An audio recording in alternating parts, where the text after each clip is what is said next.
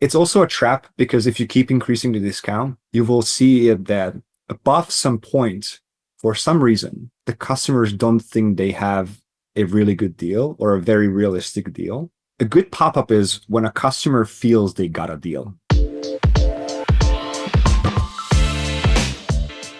Hello and welcome to another episode of the Ecommerce Coffee Break podcast. Today we want to talk about SMS and email list growth for DTC brands, specifically on Shopify. Now, list growth is a topic that everyone is interested, but a lot of people do get it wrong and do not really understand what kind of KPIs you need to look at and what kind of tools help you with your list growth. So joining me for this topic on the show is Soma. He is the founder and CEO of Ricard, a marketing app for Shopify brands. He makes sure that all the 13,000 brands using Ricard continue to see incredible list growth through one-click opt-in and SMS marketing. So let's welcome him to the show and dive right into it. Hi, Shoma. How are you today? Hi, Klaus. It's amazing to be here. Thanks for having me. List growth, as mentioned, a big topic. Everyone wants to have a big list, and for good reasons. It's owned marketing, but it's not that easy nowadays to grow a list. Tell me a little bit from your perspective what list growth means for you, and then we dive into strategies and tactics on how to achieve that. Yeah, list growth for me really stands for growing the amount of active subscribers a brand has. It's very important to put the emphasis on the active subscriber part because you can even buy lists, right? And call it a list growth.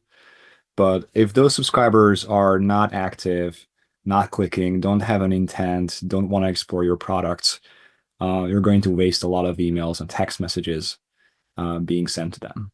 Mm-hmm. I would not really recommend buying lists. I think you started there with a very good point.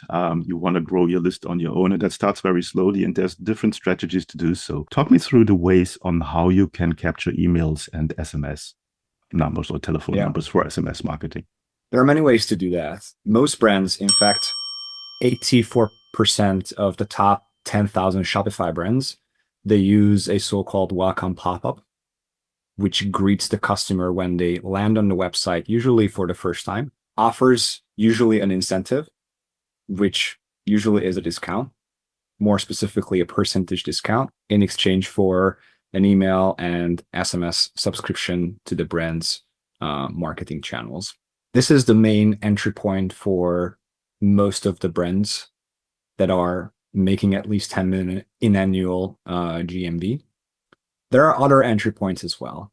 First, you can also do email subscription on checkout. That's probably the second most popular and also most efficient way to obtain marketing consent on your list. The third would be sign up to an account.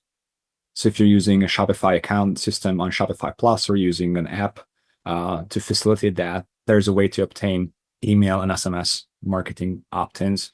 You can also do all sorts of different things. You can collect emails from Instagram, you can collect from landing pages, and you can also do email subscription via SMS and vice versa. But the main point of entries for most brands we talk to is showing a welcome offer to new visitors and obtaining the marketing subscription on checkout. Mm-hmm. Let's talk about pop-ups. Everyone hates them, but they work.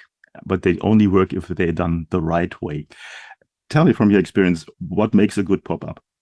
Very good question. Yeah, pop-ups have this incredibly bad PR from the early 2000s when advertising was not embedded on the side. It was popping up in your face and you had to keep clicking that out. So I think there is like this mental connection to that. But if you take a look at the numbers, more specifically revenue numbers, pop-ups work extremely well. And what it means extremely well, we ran a couple of A/B tests where there was showing a pop-up for 50% of the traffic and the other half of the traffic would not see a pop-up. And generally what we see is a 5 to 15% decrease in revenue per visitor when you don't show the pop-up. And why is this 5 to 15% drastic? So first, let alone this statistic is already business changing outcome for many of the brands we talk to. But I have to remind you that the pop-up gives away 10%. So in many cases, the pop-up variant of the traffic is going to get a much lower AOV because of the discount, and still beats the no pop-up variant by 5 to 15%. So it's incredibly powerful. I think a good pop-up is when a customer feels they got a deal. It's hard to quantify, it's hard to pinpoint. I can give you like an 80% recipe based on the more than 700 major A/B tests that we ran on top Shopify brands. And just bear in mind that this took almost 2 years for us to run. A good pop-up has many, many components. There is maybe 1 or 2 very big ones that impact conversion rate. The first is the offer, obviously. If you're offering 1% off versus 10% off, it's going to be much more likely. It's also a trap because if you keep increasing the discount, you will see that above some point, for some reason, the customers don't think they have a really good deal or a very realistic deal. We ran this test for a major e-commerce brand the other week, where we tested 5 different discounts. And we measured not only opt-in rates, but also revenue. And the third largest discount code won. Oh, okay. It drove the 20% off variant won in opt-in rate and in revenue as well. For some reason, customers didn't think that they got such a good deal with 25 and 30%. So it's hard to pinpoint, hard to give an exact recipe, but here's the thing. Offer has to be resonating with your customers. And again, percentage discount is a good way to start. 10, 15%, good way to start. You have to keep testing to find this sweet spot that I just mentioned, not only in opt-in rates, but also in revenue. What makes people buy after they sign up? That's also a very important part of the pop-up performance. The second biggest part is how the pop-up is built. Technical details of the pop-up, how fast it's loading, how compressed the image and the files are, where you're loading it from, is it first party, third party, how fast is it able to render in the browser? This is one of the big mistakes and the big unknowns that all the brands fall into as a trap because they don't understand that 30-40% of their traffic is coming from a user that has very slow internet connection and uses an Android phone that is like 2 or 3 main versions behind the current one. So you have to build your pop-ups for them as well. So lots of small technical details cumulatively gives you a lot of conversion rates because unoptimized pop-up are just not being seen by these visitors. Mm-hmm. Their internet is so slow, their device is so slow that the pop-ups is just not being rendered. Yeah, I think user experience is, for me, the main point. And I'm very annoyed if I get a pop-up and the little cross, the little button to close it is very difficult to find. So I think you should be very honest with your pop-up and tell me, I think timing, as you said, is very important, and testing with different devices is very important. When it comes to timing, when in the user journey do you show the pop-up? Surprisingly, timing doesn't matter that much based on the data, what we see. Many customers like to see it in advance, and a lot of them are feeling them out. Like, I don't even explore the product yet, but I'm just leaving my email address, my phone number here in case I want to buy something from them. I want to make sure I don't miss this deal. And timing is an interesting question. Usually, most of the brands do this like 5 to 10 seconds delay after arrival on the website. That's the usual thing to do. Many brands are extending this to 30, 60, 90 seconds. They see much, much better conversion rate. But you also have to keep in mind that your pop-up visibility rates, if you think about 100% of your subscribers are going to shrink all the way down to 25, 30% of all visitors, because everyone else won't stay 2 minutes on your site. So that's another very important thing to think about, like pop-up visibility. How many customers could you show this to versus how many you actually showed it to? That's one metric that is uniquely developed at Ricard, and I don't see anybody else measuring it, but it's one of the most important pop-up metrics you can have. Like how many eligible visitors you had who should have seen this pop-up versus how many actually saw it. So timing has not much of a huge impact on conversion rate, on impression to subscriber conversion rate, but it has a huge impact on visitor to subscriber conversion rate, because these are the two levels you need to measure separately for performance. That's a very interesting fact. I never thought about that way. And obviously, yes, the one capturing them very fast, you grow your list, and other people are more focused on the conversion. Now, I want to talk a little bit about what data you capture. Is it only the email address? Is it the phone number? Are there any other data that you capture? What's the best practice there? Usually when we show pop-ups for completely new visitors, we try to keep it as short as possible. One of the big conversion rate destroyers in the pop-up business is showing multiple forms on the same page. So if you collect email and phone number on the same page, or you collect name and phone number on the same page, you're going to see conversion rate drastically drop. So we usually keep like one form field per page, and maybe like a radius selector or a drop down if the brand really wants, men versus women, or whatever preference you have about the brand. What are you looking for? What are you suffering from, etc. Interestingly, yes, there is a drop if you go different pages, but the drop across pages is much smaller versus like showing the email or SMS field in advance at the same time on the same page.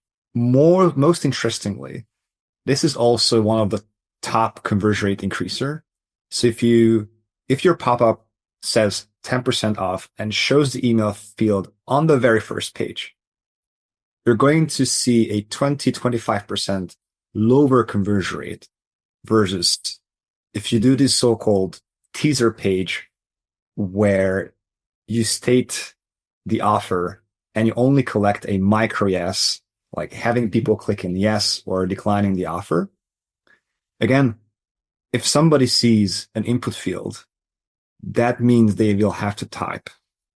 And typing is the most efficient killer of conversion rates. It's a very interesting fact that you say that this kind of micro action increases the conversions there. And I 100% agree. Typing is stopping people from doing this action. Now with Ricard, you do something different than anyone else does. And I think that helps massively with conversions. Yeah. Talk me through it. How does it work? So here's the story. We went through this 700 major A/B tests through the past 2 years. We tested all sorts of designs, technical details, CDN loading, delaying the close button, removing the close button, trying to figure out how to convert people better, running all sorts of gamified experiences. And it all came down to like a base template that we mostly use for our brands today. And as we introduced more and more A/B tests, we couldn't move the needle. We could like do 5% better, 2% better, but nothing significant anymore. So once we ran like 20 consecutive failed A/B tests, we installed a screen recording software to many of our brands' pop-ups. And we wanted to see like how people go through each step and how can we remove friction in the process. So once we had a bunch of those recordings, You only had to watch 10 of those to realize what the true problem is. It's very clear from the recordings that people absolutely can't and also hate typing. Mm-hmm. You realize watching those videos that we live in a bubble. We are tech people. We use the newest iPhones. We have amazing internet connections in our homes, in our offices, and we are so-called tech savvy. So typing in an email address, and we also use autofill, and we also have all these different tools to help us input our email addresses into any fields and phone numbers into any fields. The average consumer is not like that.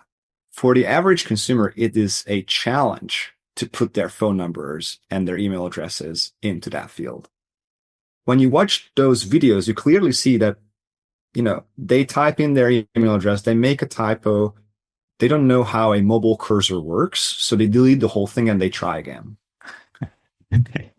Only 14% of all internet users we measured uses autofills. They just don't use it. They don't have it set it up in their phones, or they ignore it. The average time spent inside the email field, measured starting when you click into the email field, and end measurement when you successfully submit a valid email address, is 41 seconds in average. So we realize that the friction is still there. It doesn't matter how beautiful the pop-up is. It doesn't matter how easy it to be used. It doesn't matter how fast it loads until they have to type. So we started working on this vision, creating the world's first typeless pop-up.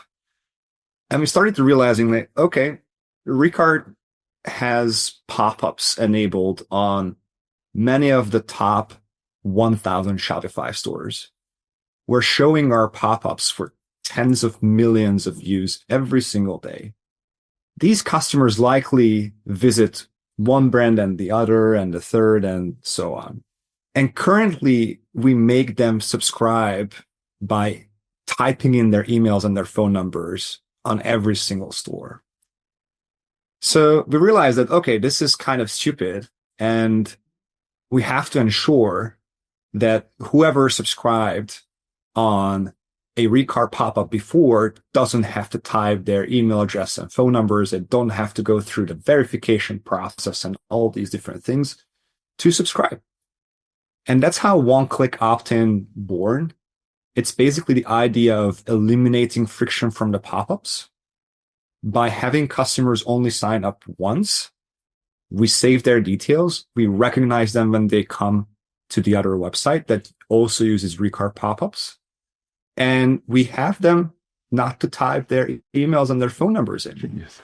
That's very smart. I think that's a very genius move there. And also, I think you gave a good insight and a good reminder for listeners, specifically either techies or people who are in digital marketing for a long time, that not everyone has a fast internet connection and all the tools to help. So I think that's a very good reminder for our listeners to take a step back and to see their business from the eyes and viewpoint of the actual users. And I think screen recording tools, good that you mentioned that, they're so important. They might be boring watching hundreds and hundreds of sessions, but it's probably the most important tool to really see what's happening in your online store.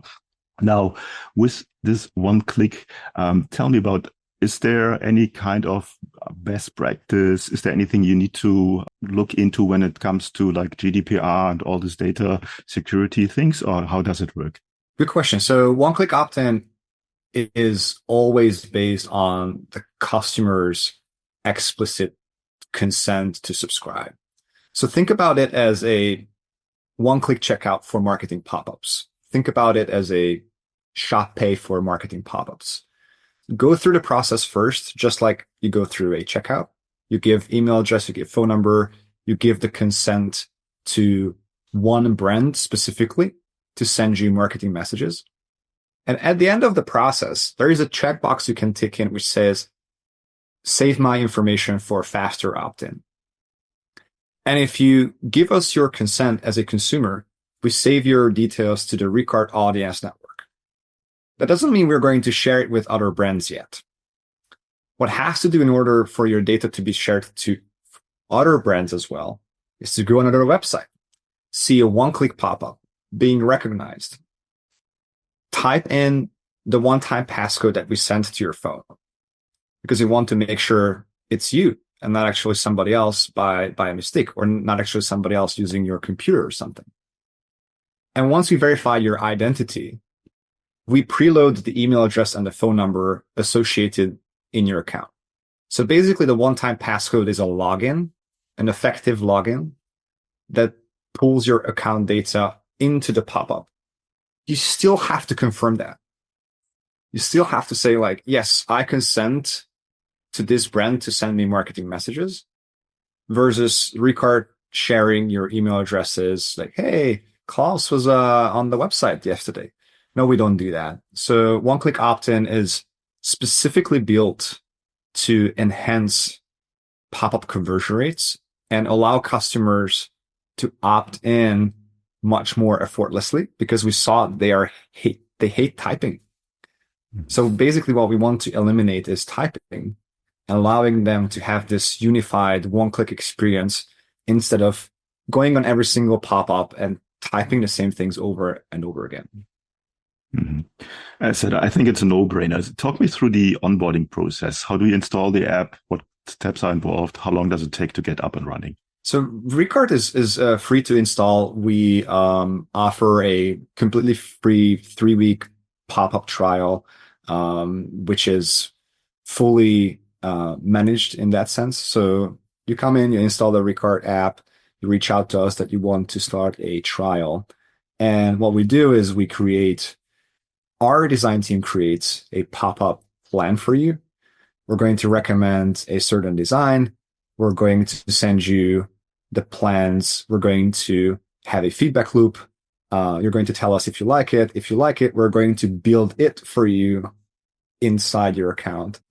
Once it's built and everything is set up, measurement is set up, we're going to take performance measurement from your existing pop-ups. We're going to put it into a spreadsheet, and we're going to launch the Ricard ones and see how it performs against those. We run a 3-week trial, and if you like the results, you can pick one of our plans, which is completely available on our website under the pricing menu. I think it's a very comprehensive service that you offer there, because just not putting it in and self-service, but instead really going through the whole process and helping the merchant with implementing the best practices there. You said pricing structure is on your website. Is there any kind of homework that the merchant needs to do before you get started? Not really. I think if you are aware of your current pop-up conversion rates, that helps, because the more you understand about it, the more you will understand about Ricard's value.